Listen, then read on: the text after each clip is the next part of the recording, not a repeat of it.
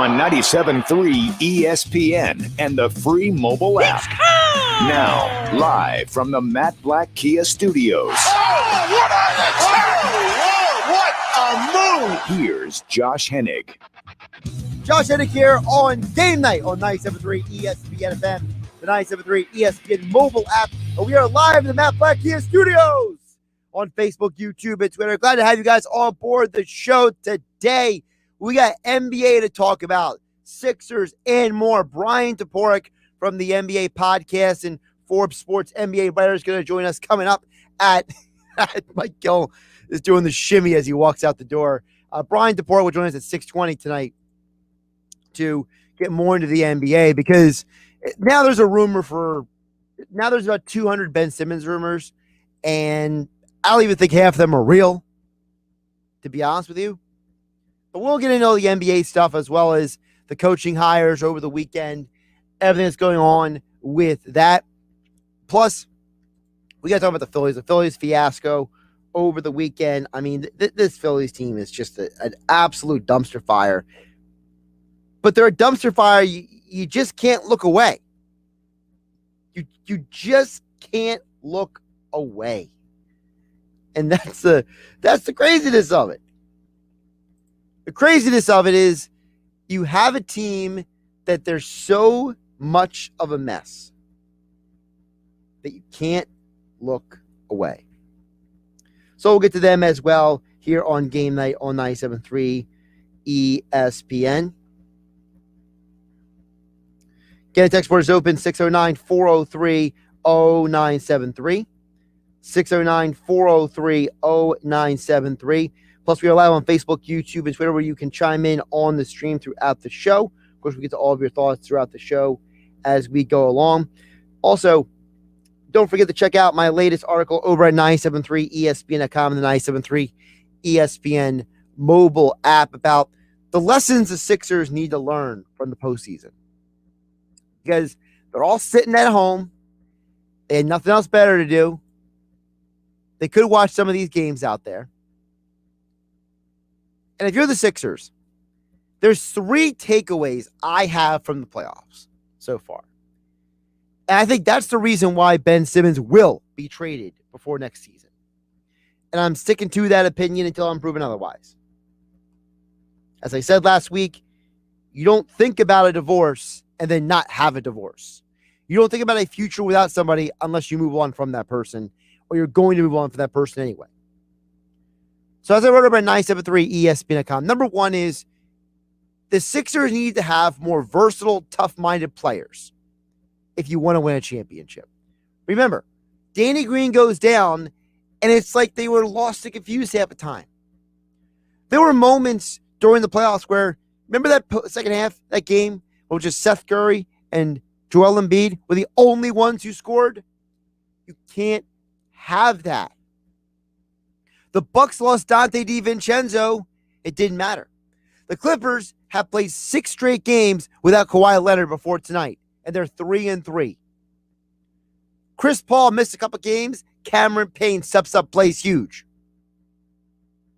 And the Hawks, they're getting double-digit scoring from 4 guys who are not named Trae Young.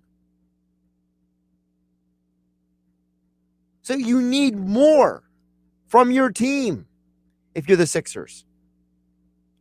And I think Daryl Morey understands that. I think he's going to go out there and find a way to bring in some players who are more like the players on these other teams.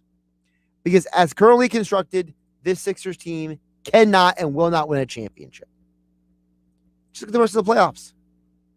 Look at all the other teams out there. You know, Saturday night is the second thing I want to tell you guys about.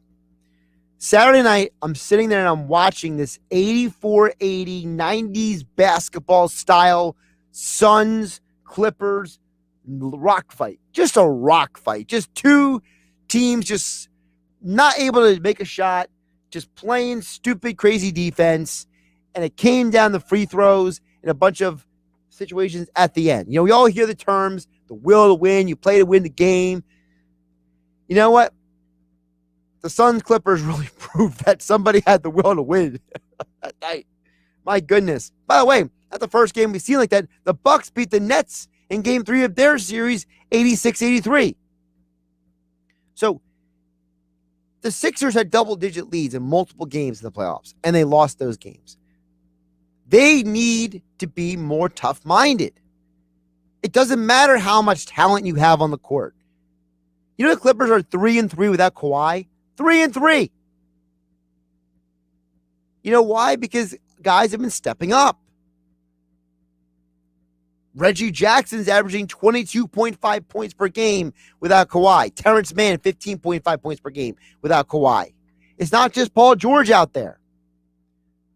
Devin Booker's been amazing, right? But DeAndre Ayton has also been a double-double machine. He's averaging a double-double in the postseason, 16 and 11. They have 3 other players not named Booker, Ayton, or Chris Paul who are out there averaging double digits. Mikal Bridges, he looked pretty good in Sixers uniform right now, right? Cameron Payne and Jay Crowder. Listen, I have full confidence the Sixers are going to improve this roster.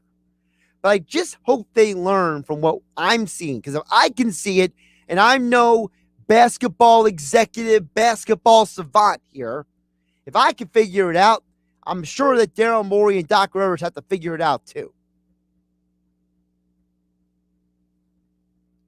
Text board is open, 609-403-0973.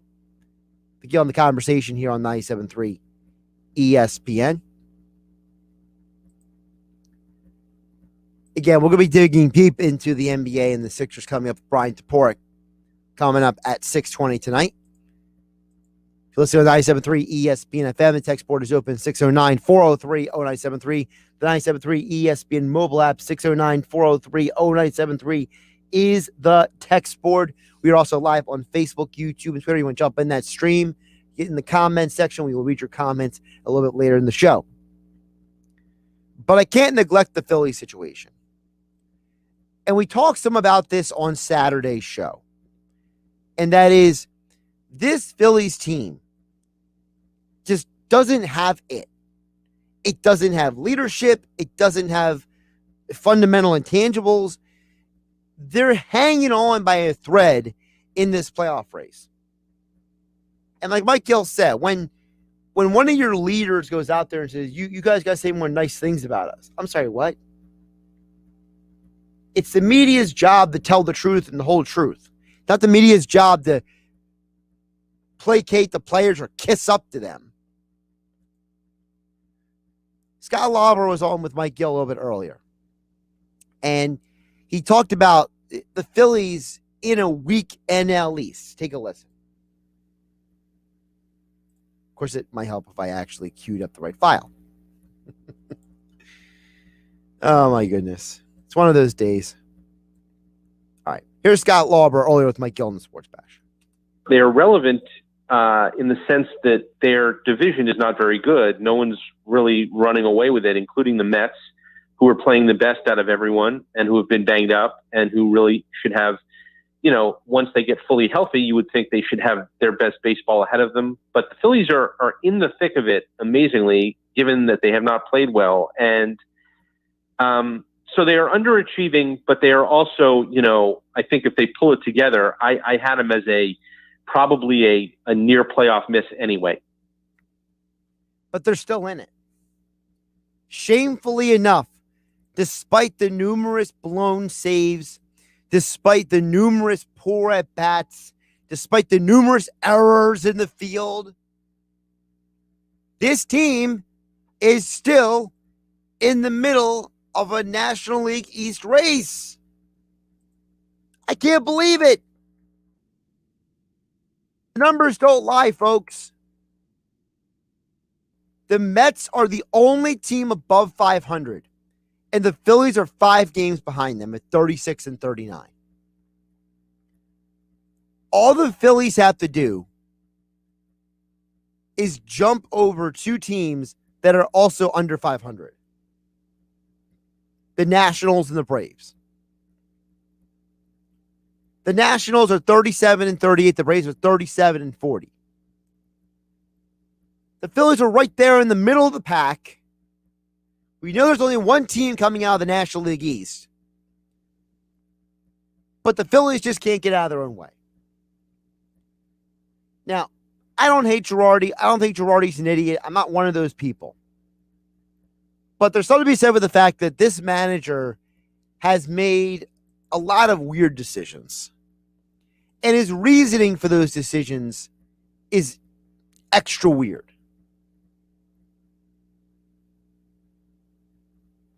I think at some point we have to realize that even if another manager was here, though, you still have the same problem. I think Mike Gale brought up an excellent point earlier in the show. When you see Rhys Hoskins say what he said this weekend, you realize that this organization lacks leadership. You know, that 93 team, they policed themselves.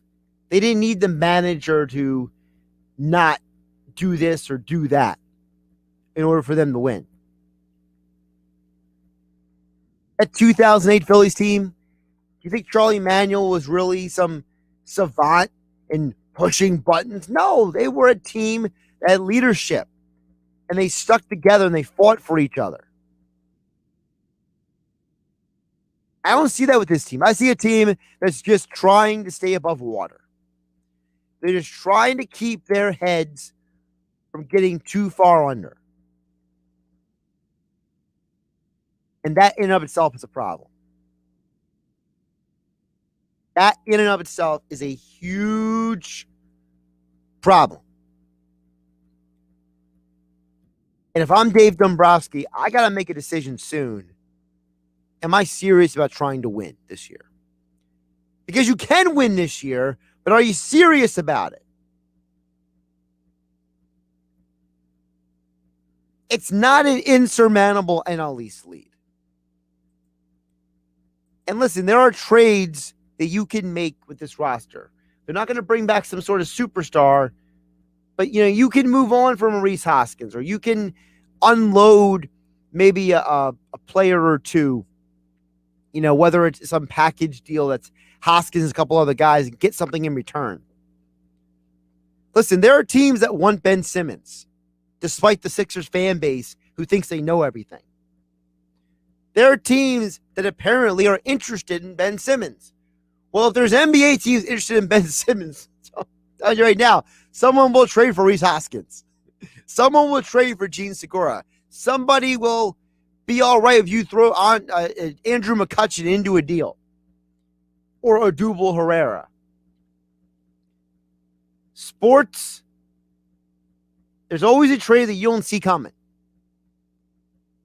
The question is Dave Dombrowski going to pull off that move, or will someone else beat him to the punch? This is a weak NL East. Get your head out of the sand and get with the program. Phillies, you're the only team in town right now. Every eyeball is on you of anybody who cares about Philadelphia sports. Don't be an embarrassment. Get your act together. I'm Josh Hennig. This is GameNight on 97.3 ESPN. We are live in the Matt Black Kia studios here on 97.3 ESPN FM, the 97.3 ESPN mobile app. We are live on Facebook, YouTube, and Twitter. Yes, Matt Black Kia in Egg Harbor Township. They want to get you approved today. Matt Black Kia, Black Horse Pike. Visit them online at mattblackkia.com. That's Matt Black Kia in Egg Harbor Township. Coming up next, we'll get more back into the NBA and the Sixers. Coming up next with Bryan Toporek right here on GameNight with yours truly, Josh Hennig, hanging out with you for the hour. Don't forget, we have the NBA Playoffs Western Conference Finals tonight.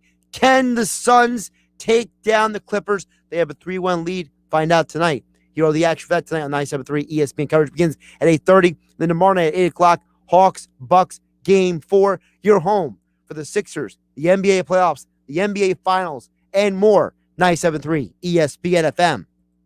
The NBA playoffs continue. Hits again. A 20-point fourth quarter for Chris Middleton. Ties his playoff career high with 38. After dropping game one, the Bucks respond with 2 straight wins. Can they make it 3 straight? Or will Trae Young and the Hawks tie the series up at 2 games each? Game 4 of the Bucks and Hawks. Coverage begins tomorrow at 8 Eastern on ESPN. The NBA playoffs, exclusively on 97.3 ESPN FM, South Jersey's sports leader. Are wasps, ants, or carpenter bees bugging you? Viking Pest Control can protect your home or business this summer. For a limited time, new customers save $50 on any service. Get a fast, free quote at VikingPest.com.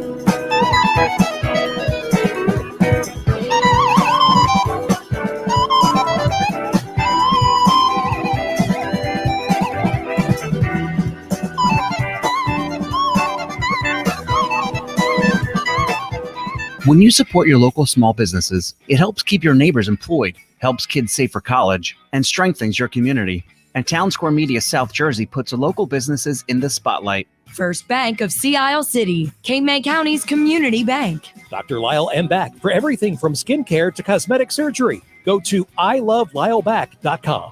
Egg Harbor Independent Branch Leader at Charles Schwab in the Consumer Square Shopping Plaza. Filling Marble and Tile Outlet, Philadelphia Avenue and Route 30 in Egg Harbor City. Visit fillingmarble.com. Intuitive Women's Health in Summers Point, accepting new patients. Schedule an appointment today online at intuitivewomenshealth.net. East Coast Roofing, Siding and Windows. Services all of South Jersey. If you call, they'll show up. Call East Coast today at 609-646-1444. Online at eastcoastroofing.com. Thank you for supporting your local businesses. From Town Square Media, South Jersey. You're listening to Game Night with Josh Hennig on 97.3 ESPN and the free mobile app. Josh Hennig here on Game Night on 97.3 ESPN. As always, we get your thoughts and comments a little bit later in the hour. Keep them coming. 609-403-0973 is the text board. Listen to 97.3 ESPN FM, the 97.3 ESPN mobile app. We're also live on Facebook, YouTube, and Twitter. We're joining us right now to get more into the NBA and, of course, the Sixers, who seemingly can't stay out of the news themselves. It's like a Philly tradition, like unlike any other. Sixers and Eagles can't stop talking about them. Bryan Toporek joins us again here on Game Night on 97.3 ESPN. Bryan, how you doing today? I'm doing well, Josh. How are you? I'm doing all right. And, like clockwork, as soon as you stop talking about the Sixers, they suddenly pop back up. And not just because we were writing articles about them, all of us. It's because of the fact that apparently, if you believe all the rumors out there, it seems like every NBA team is calling, quote unquote, the Sixers without Ben Simmons at this point, which last time I checked, I thought all these Sixers fans were like, nobody wants Ben Simmons. And you come to find out that, oh, wait a minute, a 3-time All-Star, a 2-time first-team All-NBA defensive team, a third All-NBA team, 1-time third-team All-NBA. People are interested in that because, let me check, he might be a better fit somewhere else than he is here potentially. Yeah, I mean, this is the time of the offseason that every team should be doing their due diligence. So if any star is potentially on the trade market, you should at least call and see what the Sixers would want in return. So, yeah, I'm not surprised. I think, you see what happens in the Atlanta series, and emotionally you're just, this guy's a bum, he's got to go. And then cooler heads prevail in the coming weeks. And you're like, okay, this guy might not be equipped to help the Sixers win a title as currently constructed based on his, current skill set. But that doesn't mean he couldn't help another team or, who's to say he's not going to improve this offseason. He's only 24, with this guy was being talked about like he was John Wall and, just like a complete, you'll have to give up multiple picks just to get off of him. That was never the case. Are they going to get, could they do Ben Simmons for Damian Lillard straight up? No, I don't think the Blazers are going to do that. But, can he be involved in a big package that helps the Sixers retool their team around Joel Embiid? Yeah, I think that's still very possible.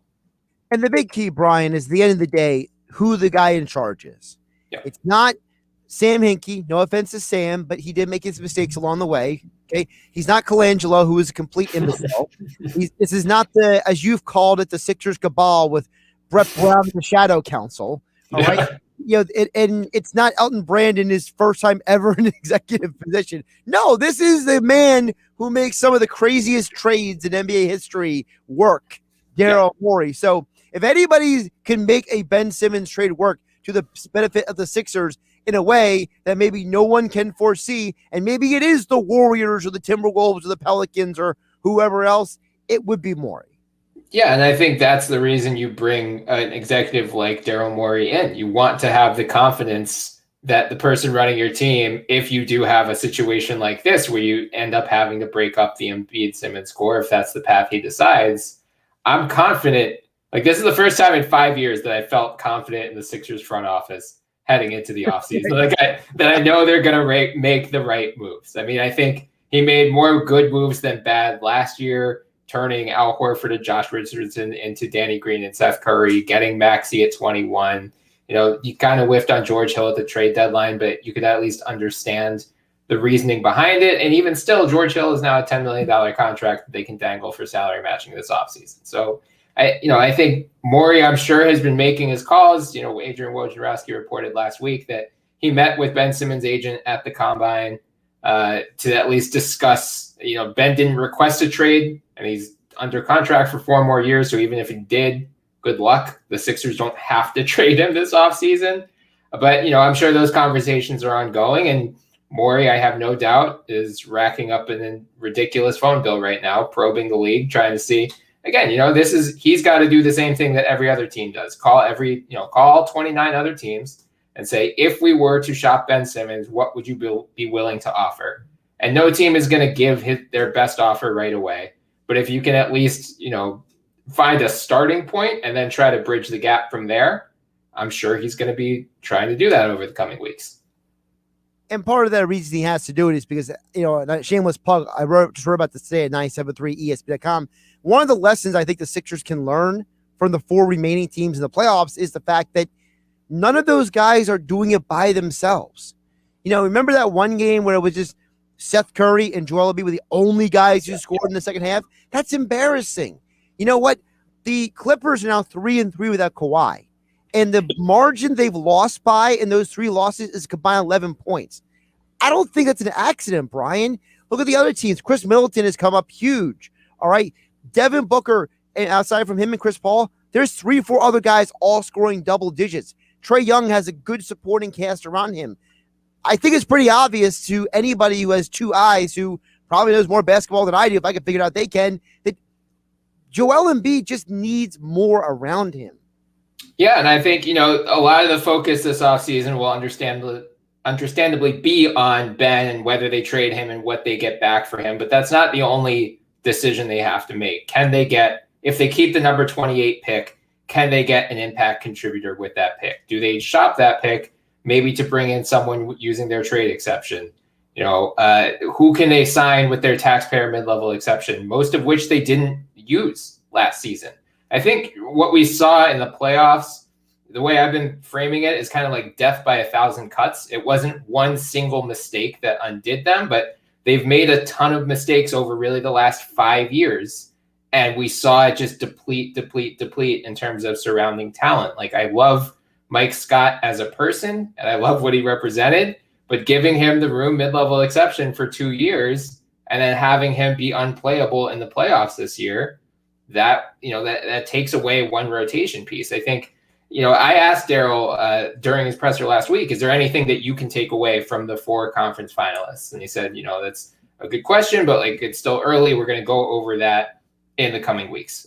One thing that I've noticed is that 3 of the 4 have guys who they hit on minimum signings. So Cameron Payne for Phoenix, Reggie Jackson for the Clippers, Bryn Forbes, Bobby Portis, both on cheap deals from Milwaukee. So, can they find that rotation piece in free agency this offseason, whether it's the taxpayer mid-level, whether it's on a minimum deal? If they can do that, we've seen the value of those types of players really throughout the playoffs. Bryan Toporek joining us here on Game Night on 97.3 at @Toporek on Twitter. The podcast is the NBA podcast. Also, he is a NBA writer for Forbes Sports. Now, Brian, just to move it, not 100% away from the Sixers, but obviously a name that's also being rumored out there because of multiple reports this weekend is Damian Lillard. Mm-hmm. And this kind of ties in something you and I start talking about off air. I want to bring it on air, which is, this is my working theory. I think Damian Lillard is unhappy with Portland, not because they hired Chauncey Billups, because we remotely reported that he wanted Billups. He was one of the 2 guys that he wanted. But I think it's because Portland ran him through the shredder in a way that Dallas didn't run Jason Kidd through the shredder. And it seems like Lillard is saying, depending on all the reports out there, if you want to combine them all together, some sort of way, it's like, you guys run a really weird organization. I just want to win basketball games. Right. You guys are worried about the strangest things that are not of consequence to what's important to me. So unless you want to win basketball games, I'm on board. If that's not what you're interested in, I want out of here. That's my interpretation of things. Yeah, I can't tell who's having a worse offseason between Dallas and Portland, because I'm good thinking back a couple weeks ago when their general manager, Neil O'Shea, holds an end-of-season press conference, and he just threw Terry Stotts, their now former head coach, completely under the bus and saying, the roster wasn't the problem. It was the coaching staff, even though they were 29th in defensive efficiency this year. And it came off as a guy just passing the buck. And I'm sure Dame took note of that. And then, this is the risk you run when you start speaking, giving your preferences about big things like this, free agency, coaching, whatever, to the media. He spoke with Chris Haynes a lot of Yahoo Sports and said, these are the guys who I would like to see. He said Jason Kidd and Billups. Jason Kidd's history is well known at this point. I don't think, I believe Dame when he says he doesn't know, this rape accusation against Billups from 1997. I believe that he didn't know about that because a lot of people didn't know about it really until the last couple weeks. As Billups' name came up in coaching as a potential target for some of ththese teams, it started becoming more and more prevalent, especially on basketball Twitter. So I think now you lose the plausible deniability. But yeah, I mean, I think he's using the coaching search and this decision to hire Chauncey. Like, I don't think if they backtracked and hired Becky Hammon instead, Dame's like, okay, I feel great. We're going to stay in Portland forever. I think he's 31 years old. He's frustrated how they've flamed out and kind of how they've fallen from their run to the Western Conference Finals a couple of years ago. And he's probably looking around the landscape and saying, like, realistically, I don't see a move, even if we trade CJ McCollum for Ben Simmons or something like that. Is that going to put us on the same tier as Phoenix and the Clippers and the Lakers and Milwaukee and Brooklyn? I don't think so. So, he's said he's loyal and he wants to retire in Portland, and I believe there's part of him that does. But at the same time, I think when you're 31, you probably say, like, all right, the clock of my career in my prime is ticking. And if there's no window for us to get back to championship contention, maybe I do start looking elsewhere. Yeah, and also the fact that if you look at the roster just as an objective individual, you say when you're depending on Carmelo Anthony and Norman Powell to be big contributors at this point in both of their careers, I think you might have something to worry about, because Damian's going out there and giving his blood, sweat, and tears.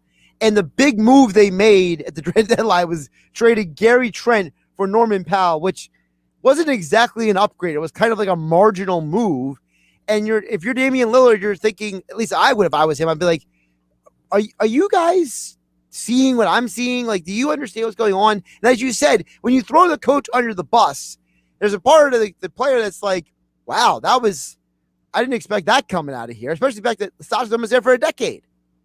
Right, exactly. I mean, like, you have to take it's what we're saying with Ben Simmons and Doc Rivers throughout Philly this last week. It's like, if you fall short of a championship, you need to take that opportunity for self-reflection and see what you did wrong. So for Neil Olshey in Portland, signing Derrick Jones Jr., I think that for the full non-taxpayer mid-level, when Derrick Jones Jr. fell out of the rotation, wasn't playing really at all in the playoffs, that's a mistake. Own up to it. Like, having accountability starts at the top of an organization. But if you're going out there having a press conference saying, oh no, this wasn't my fault, it was everyone else's fault, the players and the coaches, they suck, but I'm great. Like, of course you're going to be mad if you're a player. Absolutely. Now, you mentioned head coaching hires. Bryan Toporek joining us here on GameNight on 97.3 ESPN. So we have Ime Udoka up in Boston. Love it. I'm all on board with it. I especially love it because we know that Tatum and Brown went to Brad Stevens and says, this is the guy we want. And Brad was willing to bring in somebody who his players wanted. That's a good sign in Boston. Yeah. Rick Carlisle to Indiana, though, I don't fully understand that one. I feel like, wasn't he already in Indiana like 15 years ago? So it's like that whole situation just feels weird to me. Billups, I love Billups going to Portland. I love seeing them taking a guy that Billups has made it very vocal that he wanted to be back in the NBA coaching. And he's putting in the work. He's putting in the effort. But the Jason Kidd in Dallas hire is interesting because this feels like almost a Godfather moment where it's like, you're part of the family, you're home, we're going to have you kiss the ring. Dirk wants you to come home. You're going to hire JJ Barea to be part of your coaching staff. Luka's okay with it because you played in Dallas twice. Like, the whole thing just comes off as so bizarre because if Jason Kidd would be hired anywhere else, it would have been like, all right, Jason Kidd didn't go well in his first two stops. Okay, whatever. But the way Dallas handled the whole thing just comes off as so like this is the Godfather and this is some sort of slime going on here, Bryan. Yeah, I think it's telling that every time Jason Kidd's name popped up in coaching rumors for any team, there was always an article like, please God, no, not Jason Kidd. Do not hire this guy. And I know, like, Mavs Moneyball, I think the day that he got hired, ran an article that morning saying, please do not hire Jason Kidd. This guy is not the right coach for us. So, I mean, like Chauncey, there's on-court and off-court that you have to focus on.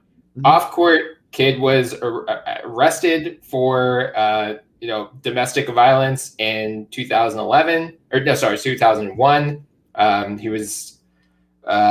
He had a DUI in 2012 as well. So, like, if we're talking about overall culture, you have to focus on that, especially for the Mavericks, who are still dealing with the fallout of a sexual harassment scandal a couple of years ago. It just sends a very bad signal to a giant portion of your fan base, like all of your female fans, that we don't really seem to be taking this issue seriously at all. But that was also on the court, as you said, he wasn't a great coach in his first 2 stints in Brooklyn and Milwaukee either. It's like Milwaukee instantly became a title contender as soon as he left. And that's not a great sign for Dallas. I think, from Dallas's perspective, you figure Luka Doncic is our best player. We're bringing in a Hall of Fame point guard to help usher him to this next level, even though he's already almost at an MVP caliber already. And yeah, the familiarity, I think, is his other big selling point. Like, he's, as you said, he's willing to kiss the ring for Mark Cuban in particular, and Dirk signed off on it. That's great. It just feels like there had to be a better choice. And, given there's reported tension, Tim Cato of The Athletic has been all over this giant disaster offseason for Dallas, dating back to Donnie Nelson's departure. But Jamal Mosley, who is a well-respected assistant there, Luka really liked him. He's going to leave now, it sounds like. So it's a lot of turnover at a not great time to have that turnover, because Luka's eligible for an extension this year. I think he's going to take it. Like, I don't think any of these moves preclude him from taking the extension and wanting to stay in Dallas for the next couple seasons. But, in the back of your mind, the clock is already starting to tick in terms of, if this goes south in a couple of years, then Luka's going to be in that extension already. He's going to have 2 or 3 years left on the deal, and that's when we start to hear the rumblings, much like we are with Dame right now. Maybe he's not long for Dallas. Bryan, before we get to the teams on the court, we do have a comment in the stream that is exactly the comment I knew was going to come. So I do want to address it. If you give me a hot second, because Kyle, who watches a lot of the shows, he watches a lot of comment stuff, but he says, it's trash for us bringing it up that Jason Kidd's passed.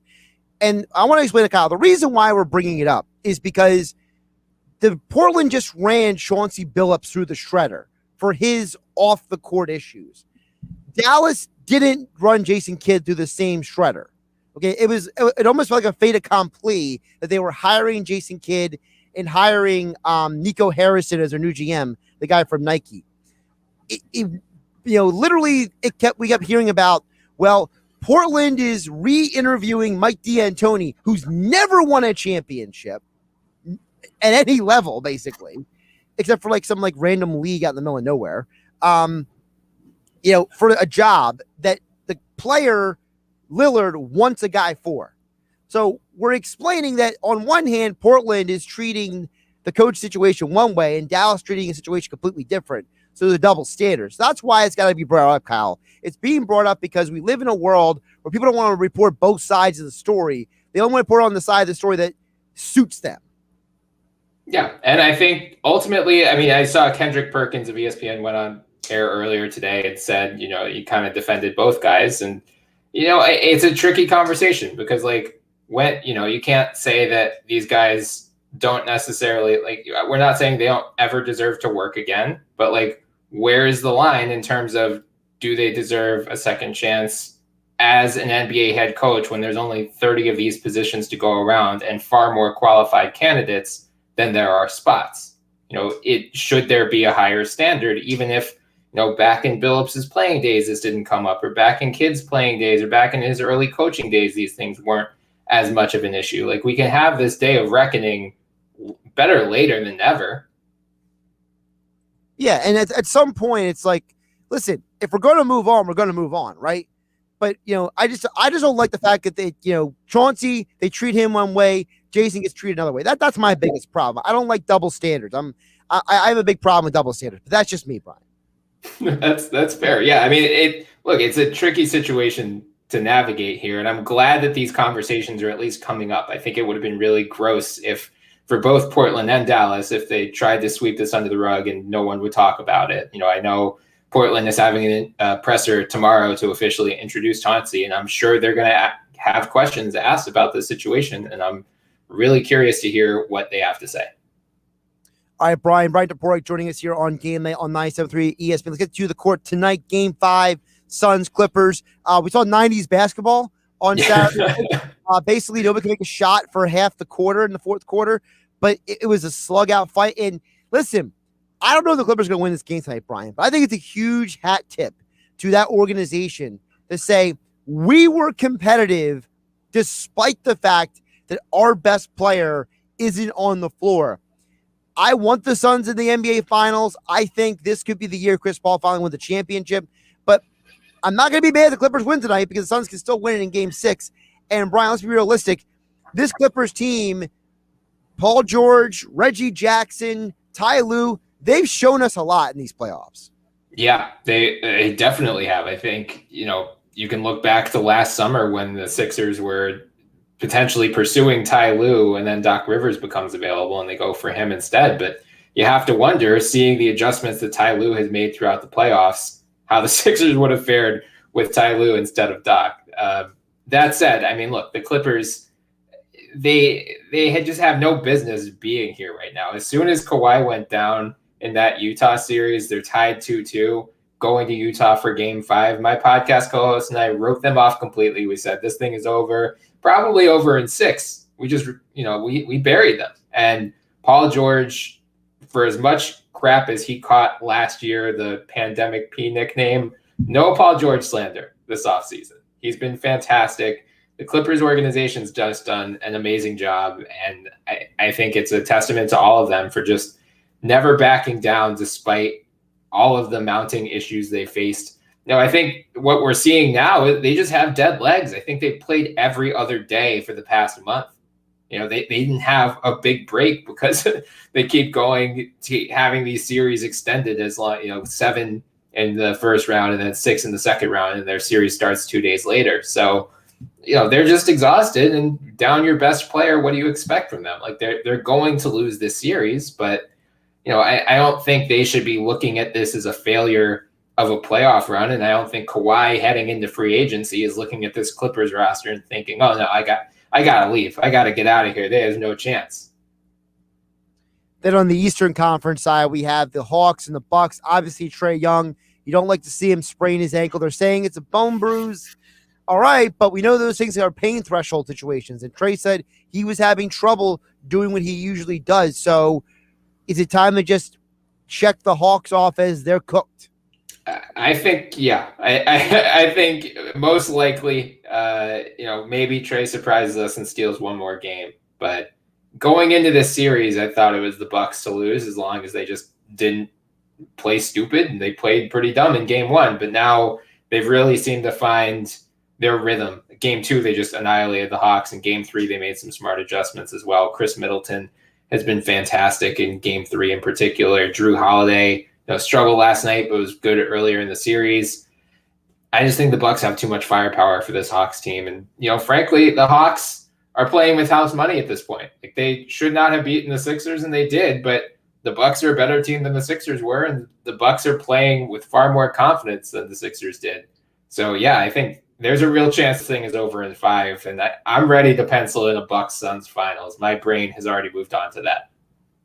I agree with you there. You can check out more about the NBA coaching hires, the conference finals teams on the NBA podcast. Bryan Toporek is the co-host. He also writes for the NBA about it on Forbes Sports. As all guests, he joined us here on GameNight on 97.3 ESPN on the video stream. Bryan, always good to see you. I always appreciate you jumping on. Enjoy the game tonight. Thank you, Josh. Always happy to come on.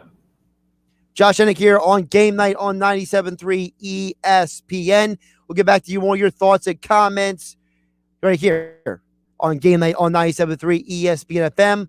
Kyle's a couple comments over on the YouTube channel. We also got text at 609-403-0973 right here on 97.3 ESPN FM, the 97.3 ESPN mobile app. It's free thanks to First Bank of Seattle City. And yes, we are live on Facebook, YouTube, and Twitter. The NBA playoffs continue. Devin Booker and the Suns bounce back from a Game 3 loss to take a commanding 3-1 lead. Now we return to Phoenix where the Clippers face a must-win Game 5. Will they survive? We're focused on getting one more game. We got to go in there into a hostile environment. We're ready for the challenge. Game 5 of the Suns and Clippers. Coverage begins tonight at 8:30 Eastern. The NBA Playoffs, exclusively on 97.3 ESPN FM, South Jersey's sports leader. Oh yeah, it's on at Matt Blatt Nissan. The summertime sale is on at Matt Blatt Nissan, and the deals are heating up. Put 0 down, pay 0% interest for 60 months, or get $2,500 off MSRP on every 2021 Nissan Murano in stock. Plus, we need your trade. Buried in a current loan or lease, Matt Blatt Nissan wants to get you released so you can drive the all-new loaded SV model 2021 Nissan Rogue. Lease just $299 per month with 0 security deposit, plus our fast-track checkout. Bring any vehicle to Matt Blatt Nissan and get top dollar today in Egg Harbor Township, next to Home Depot, or online at MattBlattNissan.com. It's on at Matt Blatt Nissan. Negative equity will be refinanced into new vehicle. Rate qualifications exist. Not all will qualify. 0% APR financing based on 1667 per thousand borrowed. Offers can be combined. 36 months, 10,000 miles for your lease. Lease selling price $28,590. Call 877-289-6670 or go to MattBlattNissan.com for complete details. Offer ends 7/5/21. It's on at Matt Blatt Nissan on the Black Horse Pike, Egg Harbor Township.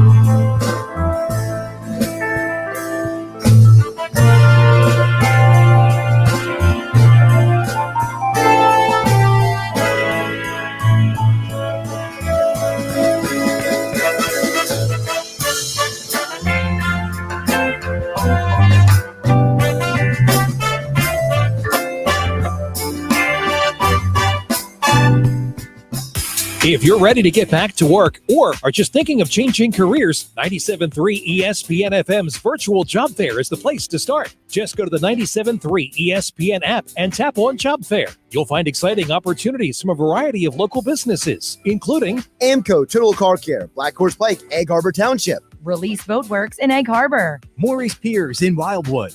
Take the first step to a brighter future by visiting the virtual job fair on the 97.3 ESPN app.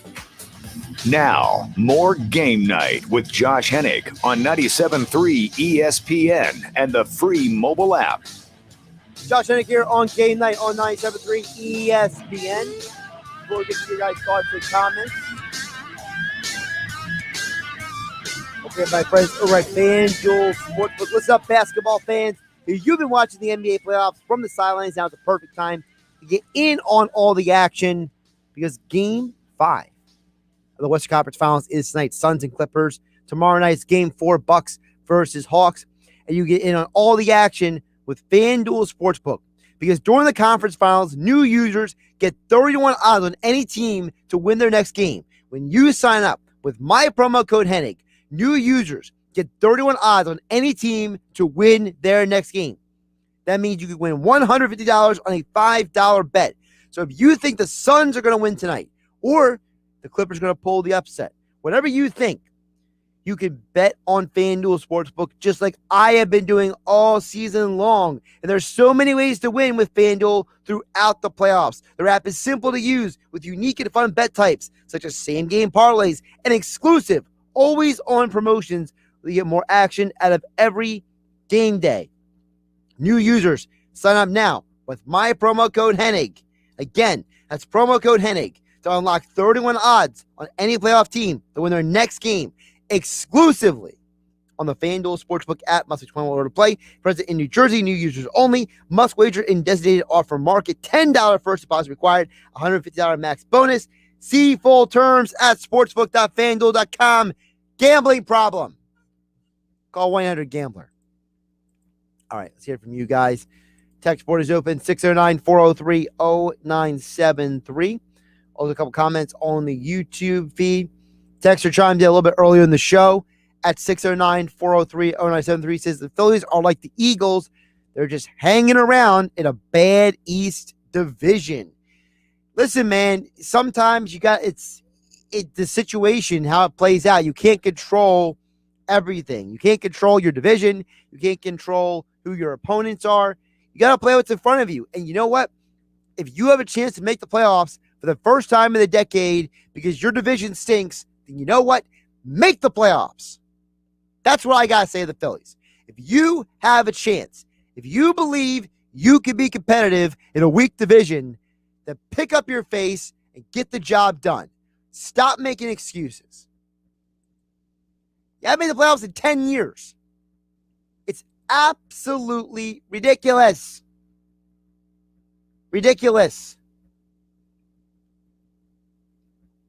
Over on the YouTube channel, Kyle had a lot of things to say.